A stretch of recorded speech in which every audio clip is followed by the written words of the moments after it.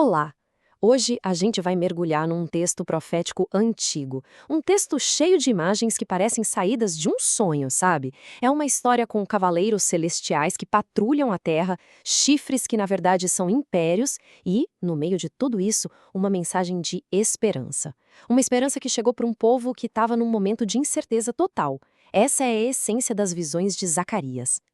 E a grande questão que vai guiar a nossa conversa é essa. Como é que esses símbolos que parecem tão distantes da nossa realidade podem, na verdade, nos dizer algo super importante sobre como encontrar esperança bem no meio de uma crise? É isso que a gente vai descobrir.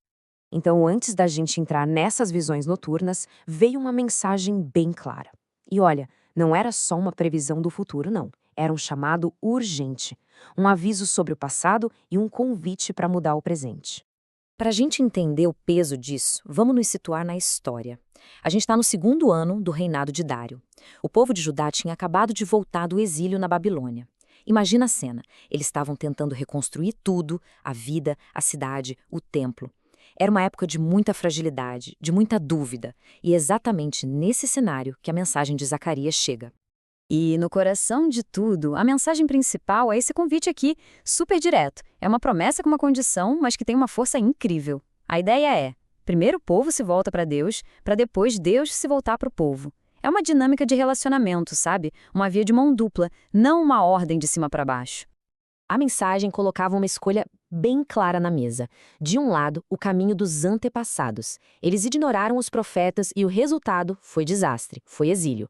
Do outro lado, um novo caminho, o do arrependimento, da volta, era a chance de não cometer os mesmos erros. O passado servia de aviso, e o futuro, bem, o futuro era uma oportunidade. E agora a narrativa muda completamente. A gente sai desse discurso mais direto e, de repente, mergulha numa visão noturna, num cenário cheio de mistério. Essa é a primeira das grandes revelações simbólicas de Zacarias. E o cenário, olha, é de filme. É à noite. O profeta está num vale baixo, escondido entre umas árvores chamadas murtas. Esse lugar todo cria uma atmosfera de segredo, de algo que está acontecendo ali nas sombras, sabe? Longe de todo mundo. E no meio dessa cena começam a aparecer umas figuras enigmáticas. Primeiro, um líder num cavalo vermelho. Depois, outros cavalos de cores diferentes. E para ajudar o profeta a entender o que está acontecendo, aparece um anjo, que vai ser o guia dele. Cada pecinha desse quebra-cabeça visual tem um motivo para estar ali. Aí o Zacarias, olhando para aquela cena toda, faz a pergunta que com certeza todo mundo aqui faria. Ele bota para fora nossa curiosidade. Meu senhor, quem são esses caras? E é essa pergunta que dá o pontapé para a revelação. E então vem a resposta. Eles não são guerreiros comuns.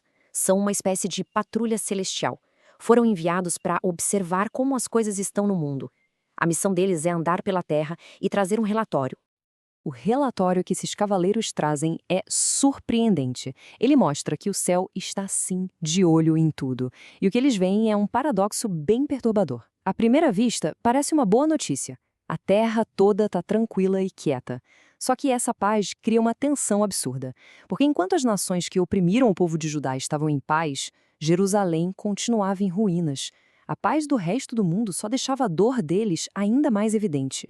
Essa tensão no relatório, essa paz que soa injusta, provoca uma reação lá em cima. E essa reação divina é o ponto de virada emocional da história toda. Vamos ver como isso acontece? Antes da resposta, o anjo que está ali faz questão de lembrar há quanto tempo o sofrimento dura. 70 anos. Pensa nisso. É uma vida inteira. Esse número não é só um dado, ele representa gerações de dor. Ele mostra o tamanho da necessidade de misericórdia. Vendo essa espera tão longa, o anjo se torna a voz do povo. Ele intercede, e a pergunta dele é um apelo cheio de paixão. Até quando? Ver as outras nações em paz torna o sofrimento de Jerusalém ainda mais gritante. E a resposta de Deus não é nem um pouco fria ou distante. A palavra usada no original é zelo, mas não é um ciúme qualquer. É uma paixão intensa, um ciúme protetor, sabe? É a emoção de quem ama com força e não aguenta mais ver quem ama sofrendo ou sendo oprimido.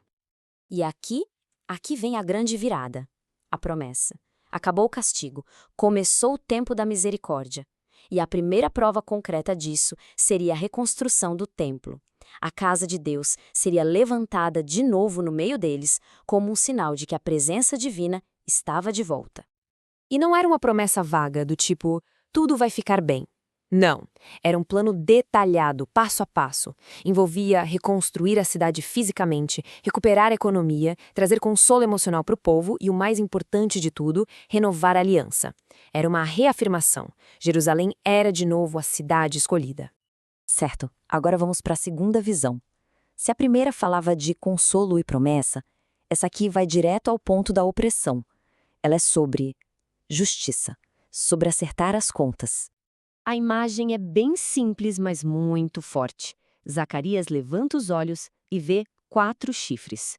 E na simbologia da Bíblia, chifre quase sempre quer dizer a mesma coisa: poder, nações, força militar, força bruta. O anjo intérprete já decodifica o símbolo na hora. Basicamente, ele diz: olha, esses chifres aí são os poderes, as nações que destruíram e espalharam o seu povo. Eles são a imagem da opressão que eles sofreram. Mas para cada problema simbólico, Deus apresenta uma solução também simbólica. E contra os 4 chifres do poder opressor, o que aparece? 4 carpinteiros, ou artesãos. É uma imagem fantástica, os construtores contra os destruidores. E a ação é descrita em 3 passos. Primeiro, o problema. Os chifres atacaram e espalharam o povo. Segundo, a intervenção. Os carpinteiros chegam e não é para negociar, é para amedrontar, para botar terror nos opressores. E terceiro, a solução.